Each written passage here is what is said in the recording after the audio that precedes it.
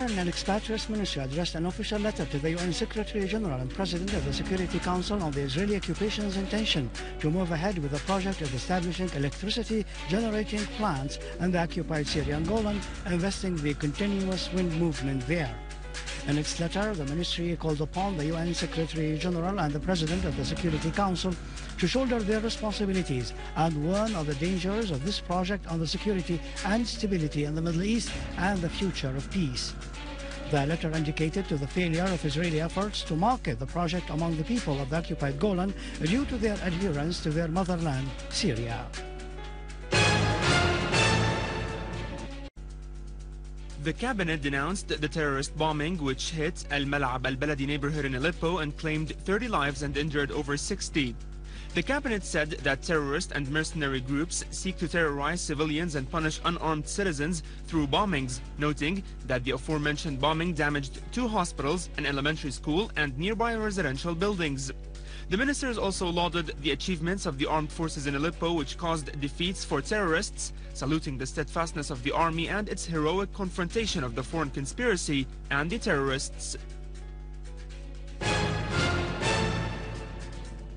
The Russian Foreign Ministry has condemned the terrorist acts that were perpetrated in Aleppo, calling on foreign forces to pressure the armed opposition to stop its terrorist attacks. The Russian Foreign Ministry called for a halt of violence by all sides. It expressed its deep condolences to the relatives of the victims, wishing the wounded speedy recovery. The Russian president's special envoy to the Middle East, Deputy Foreign Minister Mikhail Bogdanov, has held the West responsible for not implementing the Geneva Agreement to resolve the crisis in Syria, recalling that the purpose of this document for the external sides, including Russia, was to influence all parties with the aim of finding a solution to the crisis. Bogdanov, in an interview with the Lebanese newspaper As-Safir, reiterated that the purpose of the Geneva Agreement was to bring all Syrians to the table. The Russian Deputy Foreign Minister said it was the West who started deliberations at the Security Council to impose sanctions on the Syrian government under Chapter 7, which caused problems for Moscow over violating what was agreed on at the Geneva meeting. He referred to the proposals which Russia has suggested as an alternative for the West's measures in terms of calling for a Security Council meeting and a binding resolution on adopting the Geneva Agreement. Bogdanov said that the Syrian leadership is still solid and strong, enjoying important support by the Syrians. Iranian Foreign Minister Ali Akbar Salehi said his country will consider a decision on the Egyptian proposal to resolve the crisis in Syria.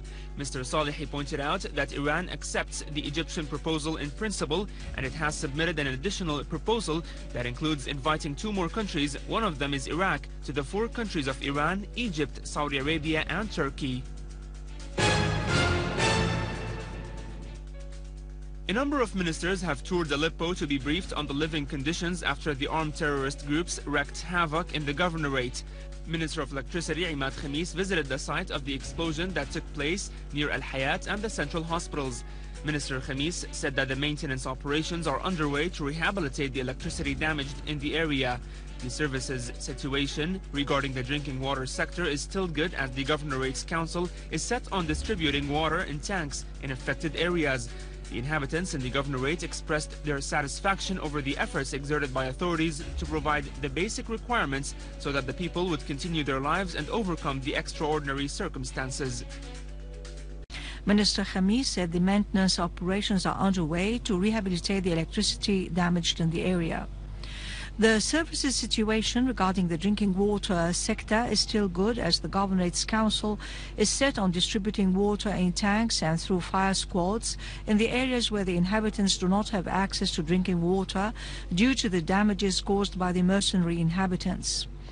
The inhabitants in the Governorate expressed their satisfaction over the efforts exerted by concerned sides in order to provide the basic requirements so that the people would continue their lives and overcome the extraordinary circumstances, particularly regarding the health sector. The people of Aleppo are determined to defend their homes with a stronger determination and confront the mercenary terrorists who are trying to undermine the Governorate's infrastructure.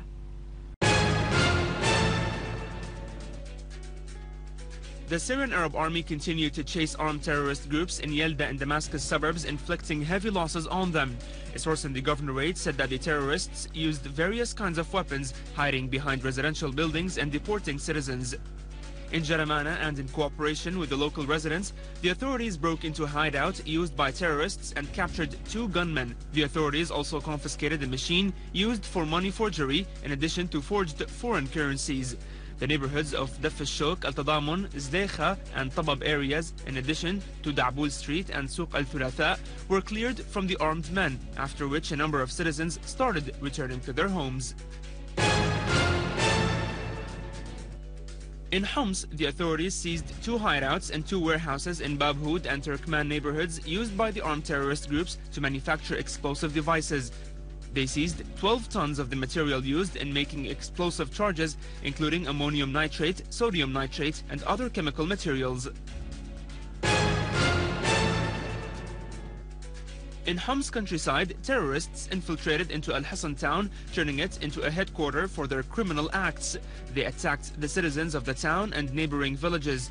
The armed men burned houses and deported inhabitants. I call for eliminating the armed men. We want to live. We want our children to live in security. Our means of livelihood has been cut off. We are no longer able to get our means of livelihood. May God protect the army. People have been displaced because of the armed men who stole our things and ransacked our houses. They have left us nothing. No one understands the situation we are in and what kind of life we are leading. 4 people from Bab al-Sba' in Homs who were involved in the recent events but did not commit acts of killing have turned themselves in and surrendered their weapons to the authorities, which set them free after they had pledged not to carry arms or perpetrate acts of sabotage in the future. In Al-Raqqa, the authorities also captured terrorists Halil Hamdan bin Shahade and Awad al-Bakri bin Khalaf, who were driving a stolen car on Al-Raqqa Tel Abyad road, cutting off roads and spreading panic among citizens. In Aleppo, an army unit destroyed 16 vehicles equipped with Doshka machine guns and captured terrorists west of Al-Nur Institute in Ma'arat al-Artiq in the governorate suburbs. The authorities also confiscated 38,000 liters of diesel to be smuggled at Al-Barqum Bridge in Aleppo.